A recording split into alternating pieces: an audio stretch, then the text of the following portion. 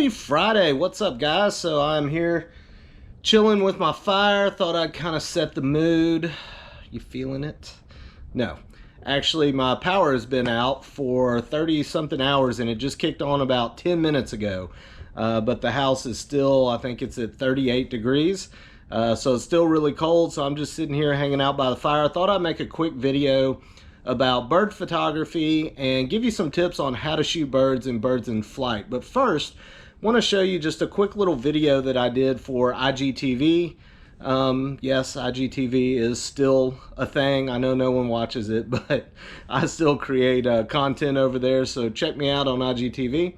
But I wanted to show you some of my work with birds in flight, and what I've quickly realized since really getting on YouTube is that so many people don't show you their actual work. So they get on here and they talk to you, but you don't see their work. Like, how can you judge if you want to listen to that person if you don't know what kind of work they do? So I wanted to show you just a quick video of some of my bird photography, and then you can decide for yourself. You may not like it. You may think it sucks.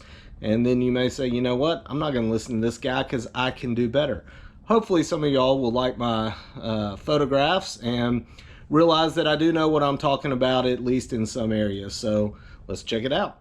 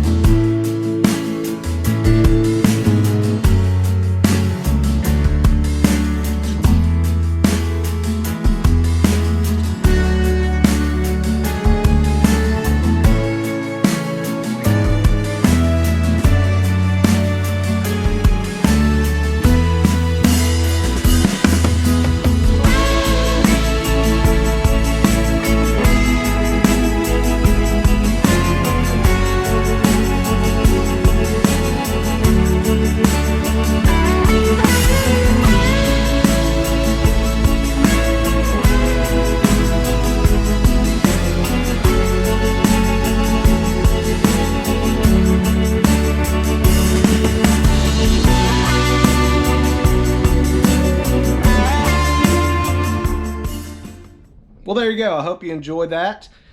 Just a fun little thing I threw together for IGTV. Wanted to share it with you, so at least you know what my work looks like and you can decide whether I know what the hell I'm talking about or not. So a couple tips. First thing, if you're not shooting with back button focus, to me this is a must. So all back button focus is when you assign the focus to a button on the back of your camera, and it's a little bit different for every camera, but what that allows you to do is put it in continuous autofocus, and it allows you to just hold down the button and follow your subject and keep it in focus while you are shooting, as opposed to when you're shooting, each time it's acquiring focus every time you push the shutter down. And so it's real easy for you to, or for the camera to miss, for you to be off of the bird, whatever, and it's constantly trying to adjust, where when you have it on back button focus, it's much easier. Now, there's a lot of other reasons for back button focus as well. I personally use it for everything. I really have reasons for using it in my portrait work and for everything. But for the sake of this video, it's essential for action type shots. So back button focus, just Google your brand of camera, back button focus, and it'll pop up and show you exactly how to do it in the menu system. Really, really easy on every camera. The second thing I would say is something that's overlooked by a lot of people and also misunderstood, and that is continuous autofocus tracking, or continuous autofocus sensitivity. Now, this can be counterintuitive. So what this means is this is how fast your camera will essentially acquire focus on something new. And when you're thinking about birds or action, you would think just naturally, oh, I want this to be as fast as possible. But that's really not what you want. Once you do that, then you learn quickly that, let's say you're tracking an eagle, you're not going to be perfectly on that bird. Well, as soon as you go off of the eagle, or as soon as the eagle flies behind a branch, your camera, if it's set to the fastest, is instantly going to try to refocus on something else. So it's going to focus on that tree limb, or it's going to focus on another branch, and you're going to lose focus from the bird. So if you had it on the slowest, for example, then it would stay on that eagle. It flies behind a tree. The camera's not going to be so quick to jump to that tree. You keep going. When the eagle comes from behind the tree, then you just continue on with it in focus.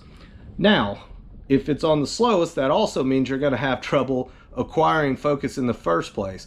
So depending on the camera that you use, you have to find that balance and see what works best for you. So I've shot a lot of Canon cameras, and I've shot a lot of Olympus cameras, and I've shot some Sony cameras, and I really like it balanced pretty close to the middle, to be honest. So I shoot +1 on my Olympus camera. I shot something similar on my Canon. On the Sony A9, it's the best focusing camera I've ever used, and I swear to God, it's like you can't screw up those settings. So if you have a Sony A9, first of all, I'm jealous. Second of all, damn near any setting you have, as long as you somewhat hit the bird, it's going to be right on it, man. That camera's focus is revolutionary. It's incredible. But enough of that. So learn about continuous autofocus sensitivity and see what you like with your camera and what works best for you. This takes a while because it's not something that's so obvious that you change the setting and you're like, oh, well, there it is. That just works better. It takes time. It really does. You're going to have to play with that setting, you know, a little bit here and there. And then the last thing is figure out which autofocus works best for you, as far as if you want a single point autofocus or if you want to focus with zones. And again, this can be different, or is different, with every camera. With my Olympus camera, I shoot single focus with continuous autofocus and no tracking. And I do that because the tracking really only works if I'm up against a blue sky or just a blown out background and it's really obvious that the bird is right there. Then it'll do a pretty good job tracking. But as soon as the bird gets in the trees or has any sort of background whatsoever, it's going to jump all over the place and I'm going to lose focus. And I have found that that's the case with just about every camera I've used. So I like to use continuous autofocus with a single point, and then I rely upon myself to stay on the bird to keep the focus. I find that's the best for me. Your mileage may vary. Now, there are cameras out there that are more effective with zone focusing. So some of the Nikon cameras, the D500 and the D850, I know some of my friends that shoot with some zone focusing. They get great results. And then again, the Sony A9 just is out of this world. It will track an eagle all over the damn place. It's incredible. So learn if you should use zone focusing or not. Work with your continuous sensitivity. Shoot with back button focus. And then the last thing is just learn the animal that you're shooting and really figure out how it behaves and how it acts. And I know that sounds obvious, but one of the biggest advantages and one of the things I'm so surprised about when I go shoot with other people is if, like, we're shooting waterfowl, for example, very common bird to shoot.